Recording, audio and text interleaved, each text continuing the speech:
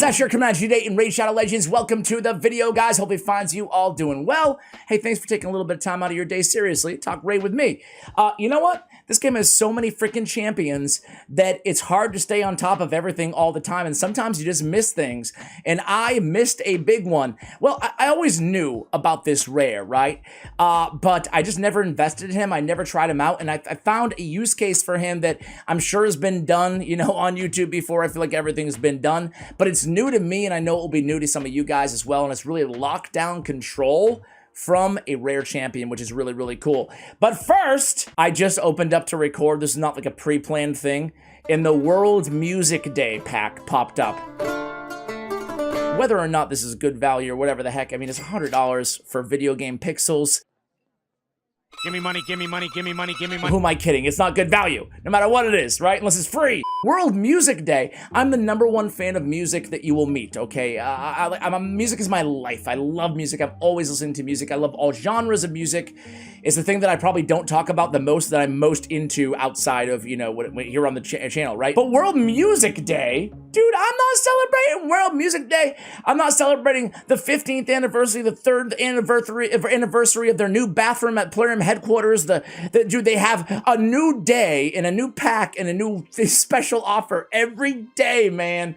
They've had 150 Plarium anniversaries in 1 year. How is that possible, Plarium? What? What are you? I don't have one of those. You know, it's ridiculous is what it is. They're monetizing every day on the calendar, man. You know what? And that day on the calendar without a holiday, you know there's somebody who's like, okay, we need to find a holiday, and they're Googling, like, what holiday is today? And boom, that's their pack. You know what it really is, guys? It's not, I'm going to take the attention away from Plarium for a moment here. It's really, sorry to be on my soapbox here, sorry, you caught me in a mood today, but it's really the monetization of everything in the world. You know, like, every day is not a day, it's just a way to get people to spend money for something they don't need, right? I mean, I hate to be such a hater, but that's how I feel about even like Valentine's Day. I'm sorry, fellas who love Valentine's Day. I'm sorry, ladies out there, but I just feel like, oh, it's a day that I'm supposed to buy something. Cheap bastard. Sorry, guys, didn't mean for that to be like 2 or 3 minutes long, but we're happy World Music Day. Who's your favorite musical artist of all time? I want to hear from you guys. I have like a favorite musician from every genre, so I can't sit here and give you them all right now. But let's go ahead and jump into it here. Who's the champion? Obviously, it is, well, maybe not obviously, but it's Ironclad, man. I finally got around to investing in this dude, man. I love this guy. Where the heck is he? Isn't it weird how sometimes champions, I mentioned this before, but for me at least, sometimes they don't appear in my recently used. Anyway, it's Ironclad, dude. He's really cool. In a stun set with Immortal. Stun and Immortal, sign me up. Because every time he heals in the Immortal, he lets off a stun.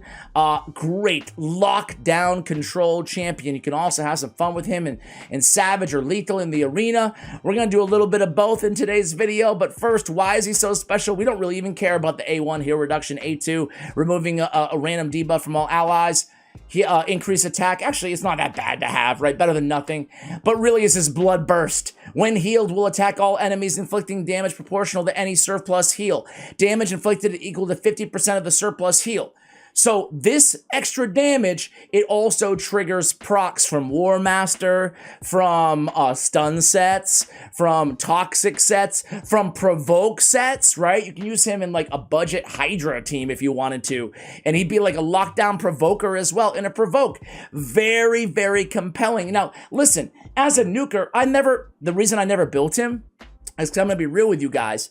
Using him as a nuker, but it's predicated on him being overhealed, is fun to try out, but it's not like, you know, I mean, it's fun for a day, but no one's running Ironclad as their main nuker. If you want a main nuker, run, you know, like all the nukers that are out there, you know, like run Genbo or something, man, you know? There's a lot of better nukers than Ironclad, is what I'm trying to say.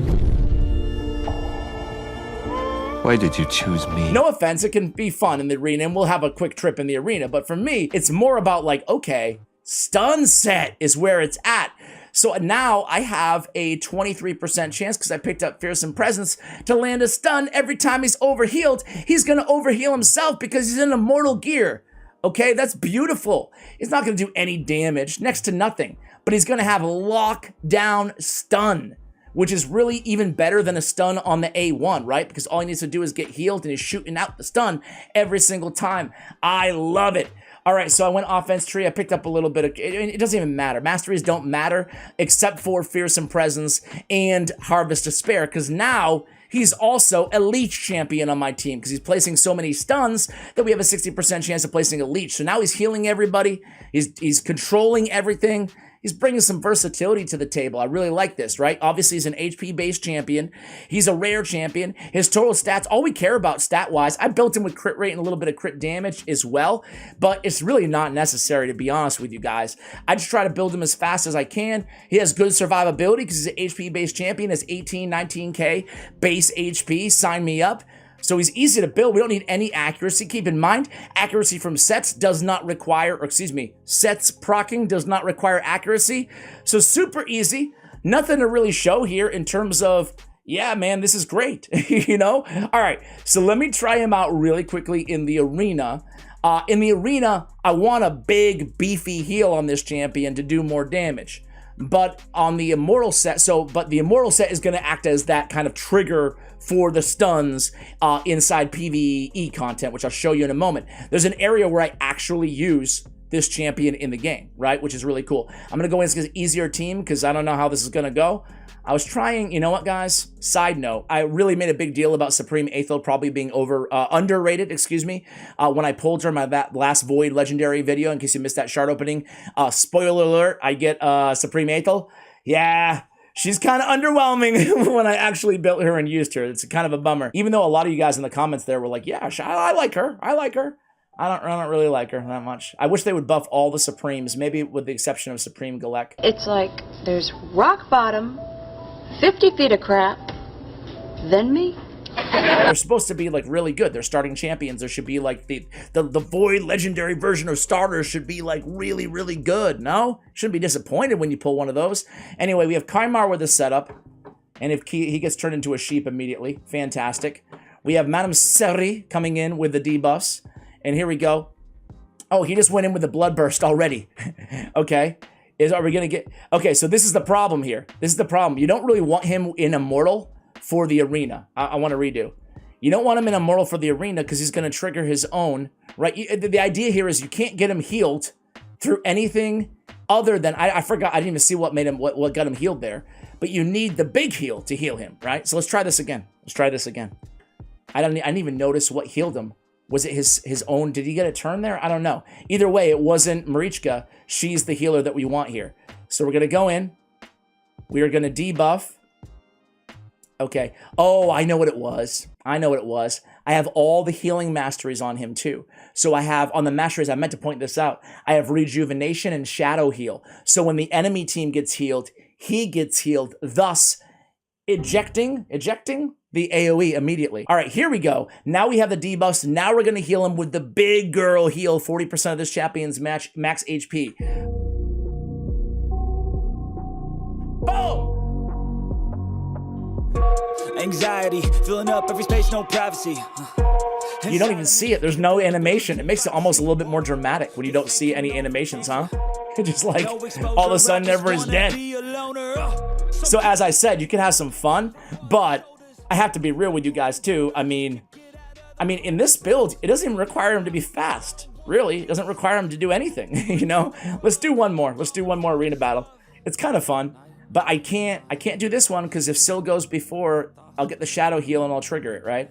So I would not pick up shadow heal, guys. Same thing with Elva, right? Now Elva, Syl the Drake, Siphi, those passive healers will trigger it, obviously. And if we have shadow heal up, well, it's going to trigger on our team too. All right. Hopefully we can win this speed race because I want to see him do that again, man. I want to see him do the no animation lockdown kill. All right, we're going to get it. The kill shot. All right, come in here. Leo won't die, though. Is unkillable. Here we go. Here we go. You ready? Look fast. You might miss it. And it haunts me somewhere much deeper. I've been feeling weird. Oh, he didn't kill everybody. Shame on him. But he did land 2 stuns. That's pretty cool. Can he kill Kaimar with his A1? Yes, he can. Not too bad. And see that stun? I mean, No big deal, right? A little 23% chance of stun every time he's healed. That's pretty good. Note that his heal, though, is on that heal passive is on a 1-turn cooldown, so it's not going to happen like, can't just keep healing him and healing him, healing him, healing him without him taking a turn. But that's what you can do with him in the arena, right? I feel like I don't need to belabor the point. You guys kind of get it, but it's fun. That's for sure. Could definitely have some fun with that dude. I can see, you know what? I kind of talked some smack about it being like pretty niche to use him in the arena early on, but like in the video that is. But I can see maybe using him in like on my mini account because he's easy to build. You don't even need to book him out, you know? You don't really need to do much at all. All right, so there's a secret room here that is HP only. You don't need masteries, although it's nice to have with the stun. All right, so I have him in this this HP, rare HP champions only. So this is the team that I used to run, right? And it's tricky, man. This is one of the longest secret rooms that you can run. And then this is what gave me the idea of the video. I looked at all the fastest teams in the world, and they're all using that strategy of basically like tons of pain keepers to trigger all those heals and then just keep healing him and healing him. And they're building him obviously as a nuker. I want to build him. I want to utilize him a little bit differently. So I want to use him obviously as a control champion, right? So we're going to put him in here and you can use him. We have defense in all battles. We have HP in all battles there. I'd rather have the HP on HP-based champions, so we're going to use them for that great aura too. I say great, but for a rare, that's not bad. HP in all battles, 16%. So I'm not going to make you guys watch this entire run. It's one of the longest runs that you can find in all Doom Tower secret rooms because no one does any damage. These are rare HP-based champions only. But we have Gear Grinder who has the heal. We have the heal on Painkeeper. And, of course, we have his own heal, if all else fails, in the Immortal, which obviously Immortal and Regen will also trigger his AoE. So we land one stun there, and this is going to be great, man. Like, you know, you could argue that wasn't the best luck there. We could probably have nailed a few more stuns. But basically, every time, as long as we make him fast and keep resetting, that's why speed's important on this champion. We need to reset that cooldown of his passive, so we need him fast, right? And you can see, you know, we're issuing a bunch of stuns, aka 2 so far. So a little bit bad RNG, but you know, he's a lockdown stunner, which is fantastic, and it's going to help us clear this waves. Now, you don't have to use him in this secret room, obviously, but you can use him as an easy-to-build stunner. Again, when I say easy to build, you don't need books, you don't really need masteries. You can just put him in a stun set and have him with a healer on your team, and he's just going to keep stunning the entire time. And again, another stun there on their healer, which is really, really nice on Gear Grinder, the Reviver too. So guys, I'll come back to you guys probably in 15 years when this run is over, but boy, this champion's pretty dang cool. I got nightmares in my head, I fear that the thoughts build up until I can't hear, that my mind fills up into a creature, and it haunts me somewhere much deeper. Guys, just checking into the third wave here. You can see we're landing a few times now, landing stuns on like all of the opponents. It's fantastic here. Lockdown control. Only what, 10 minutes in, a couple more stuns, some provokes on top of it. Sign me up. Be right back. Some can't stay sober, looking over all their shoulders, like moving boulders just to get out of the home. It sucks. I've had enough. I don't want to feel the stuff. All right, guys, so we're getting to the end finally. Hey, under 15 minutes, we'll take it. I will say one thing here, guys, as we land another stun, is I would definitely go with War Master over Fearsome Presence. In this particular scenario, he would do a lot more damage because, again, it can proc War Master on that excess heals. So I would definitely go that route if you're trying to min-max your damage in your runtime. Other than that, if you just want lockdown control, definitely go with that Fearsome Presence for the stun set. So Ironclad puts out, around 500,000 damage here. Again, a little bit less than Painkeeper and Corpulent Cadaver, but not bad considering, again, we don't have him built for, you know, with War Master or any of that, or Savage or Lethal Gear on him. So guys, there you go. Lockdown Stunner, Control Champion, and very, very fun and niche Arena Champion in Ironclad. Any other champions like this? Let me know in the comments below if you have a niche champion that you absolutely love. Go ahead and take advantage of them. And with that, guys, thank you for watching, and as always, take care, guys. Oh God, no luck. Everything feels like you're sticky stuck. I'm lost, handcuffed.